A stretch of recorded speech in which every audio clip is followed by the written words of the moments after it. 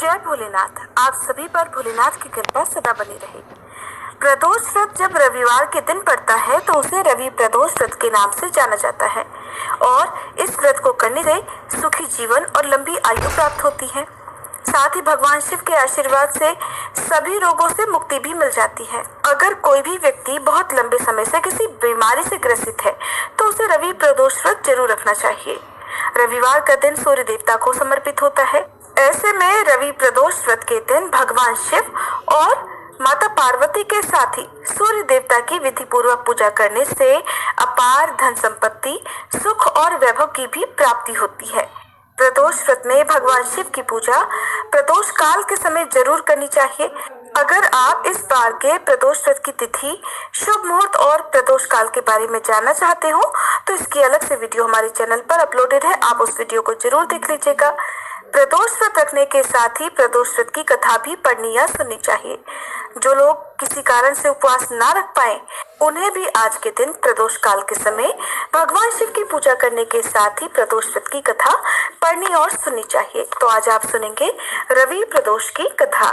एक समय सभी प्राणियों के हितार्थ परम पावन भागीरथी नदी के तट पर ऋषि समाज द्वारा विशाल गोष्ठी का आयोजन किया गया। इस महासभा में व्यास जी के परम शिष्य पुराण वेता श्री सूत जी महाराज हरि कीर्तन करते हुए पधारे। श्री सूत जी को आते हुए देखकर शौनक आदि 88,000 ऋषि मुनियों ने खड़े होकर उन्हें दंडवत प्रणाम किया। महाज्ञानी सूत जी ने भक्ति भाव से ऋषियों को हृदय से लगाया तथा उन्हें ढेरों आशीर्वाद प्रदान किया। तब विद्वान ऋषिगण और सभी शिष्य आसनों पर विराजमान हो गए।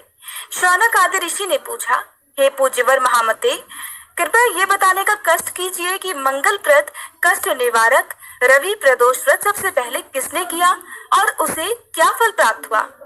तब श्री सूत जी महाराज इस प्रकार कहने लगे, आप सभी शिव के परम भक्त हैं।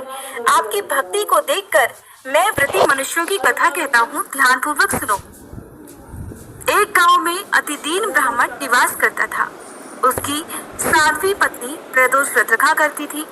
उनका एक ही पुत्र था। एक समय की बात है, उनका वह पुत्र गंगा स्नान करने के लिए चला गया। दुर्भाग्यवश मार्ग में चोरों ने उसे घेर लिया और वे उसे पकड़कर कहने लगे कि हम तुम्हें मारेंगे नहीं, बस तुम अपने पिता के गुप्त धन के बारे में हमें बतला दो। चोरों की बात सुनकर वह बालक बड़े दीन भाव से कहने लगा, हे बंधुओं, हम तो अत्यंत दुखी दीन हैं, हम बहुत गरीब हैं, हमारे पास भला धन कहाँ से आएगा।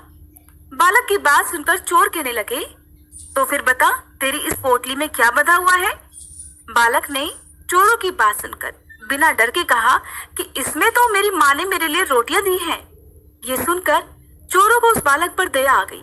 उन्होंने अपने साथियों से कहा कि साथियों, ये बालक तो बहुत ही दीन दुखी मनुष्य है, इसलिए हम इसको छोड़कर किसी और को लूटेंगे। ऐसा कहकर चोरों ने उस बालक को जाने दिया। अब वह बालक वहां से चलते चलते एक नगर में जा पहुंचा। नगर के पास ही बरगद का एक विशाल वृक्ष था। वह थका हुआ था, इसलिए वह बालक उसी बरगद के वृक्ष की छाया में सो गया। उसी समय उस नगर के सिपाही चोरों को खोजते हुए उस बरगद के वृक्ष के पास ही जा पहुंचे जहां पर वह बालक सोया हुआ था। वह बालक को चोर समझकर बंदी बनाकर राजा के पास ले गए। तब राजा ने उस बालक को कारावास में बंद करने का आदेश दे दिया। उधर ब्राह्मणी का लड़का जब रात होने तक घर नहीं लौटा तो उसे अपने बेटे की बहुत चिंता हुई। अब अगले दिन प्रदोष व्रत था। ब्राह्मणी ने प्रदोष व्रत रखा और भगवान शिव से सारा दिन मन ही मन अपने पुत्र की कुशलता की प्रार्थना करने लगी। भगवान शंकर ने उस ब्राह्मणी की प्रार्थना स्वीकार कर ली और फिर उसी रात भगवान शंकर ने उस राजा को स्वप्न में आदेश दिया कि वह बालक चोर नहीं है, वह निर्दोष है, उसने कोई चोरी नहीं की है, इसलिए उसे प्रातःकाल छोड़ दिया जाए, नहीं तो वे उसका सारा राज्य वैभव नष्ट कर देंगे। प्रातःकाल राजा ने शिव जी की आज्ञा अनुसार उस बालक को कारावास से मुक्त कर दिया।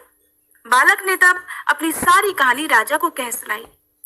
बालक के मुंह से सारा वृतांत सुनकर राजा ने अपने सिपाहियों को उस बालक के घर भेजा और उसके माता पिता को अपने राज दरबार में बुलवाया।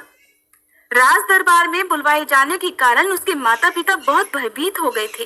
उन्हें लग रहा था कि शायद राजा उन्हें दंड देने वाला है। राजा ने उन दोनों को भयभीत देकर कहा कि आप डरिए मत, आपका बालक तो निर्दोष है। तब राजा ने ब्राह्मण को 5 गांव दान में दे दिए, जिससे कि वे सुखपूर्वक अपना जीवन बिता सके।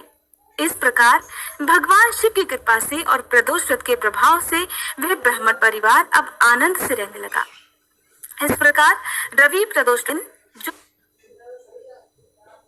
जो भी मनुष्य भगवान शिव की पूजा प्रदोष काल में करके इस व्रत कथा को पढ़ता है या दूसरों को सुनाता है, भोलेनाथ उन पर सदा अपना आशीर्वाद बनाए रखते हैं और भोलेनाथ की कृपा से ऐसे भक्त सदा सुखी और निरोगी होकर अपना जीवन बिताते हैं।